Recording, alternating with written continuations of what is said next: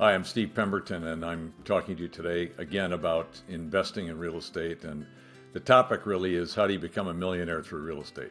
I don't do late night television shows, and I've seen just about every one you can imagine. I've read hundreds of books on investing in real estate. I've been a real estate investor for more than 45 years.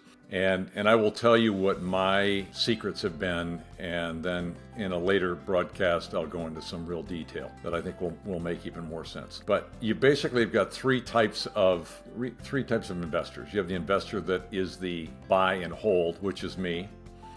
And I'm a big believer in don't ever sell the real estate. You can trade into better, larger, more, but don't just sell it. And many people that do sell their real estate in the investment world without getting proper advice wind up with a large capital gain problem. And I know a woman who actually has a gain problem that is almost insurmountable because she didn't get good advice. She didn't ask me. But anyway, the other piece of this is that you hear about people flipping, and I get calls all the time where people say, Steve, I want to own and flip homes and make all this money. And I don't think people realize that you don't make money if the property that you're flipping has delays. The idea there is you can get in and out in 90 days. That's the best return on your money. And you have to wait in many cases 90 days if you're going to be selling to an FHA buyer because it needs to be seasoned. The other thing is you can look at vacation rentals. And I'm involved in that right now, which is interesting. So I've taken that foray, and I'm looking at acquiring another one as well in Florida.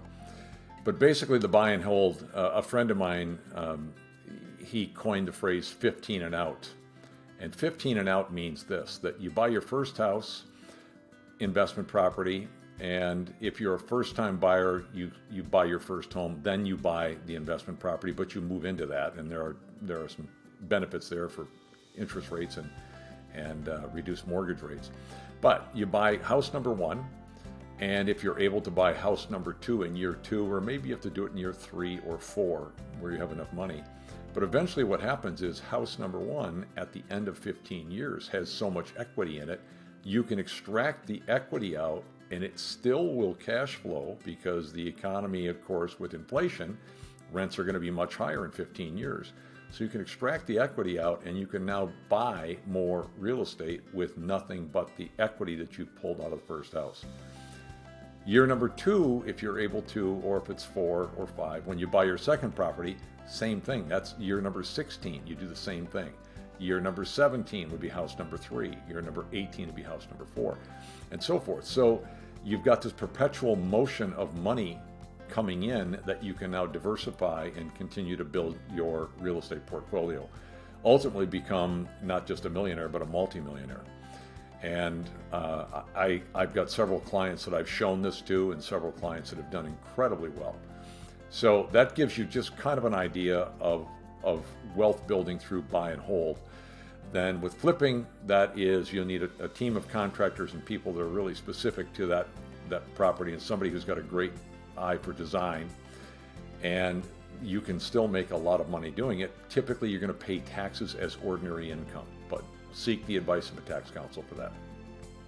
The VRBO, again, I'm just now entering into that world, and pretty excited to try that as well. So I've been involved in all 3 types so far, including my newest venture, but done buy and hold, which I've done my whole life, and I've also done flipping. So if you have any questions, please get in touch with me at 612-386-8570, or you can reach me by email, steve@teampemberton.com. Thanks so much.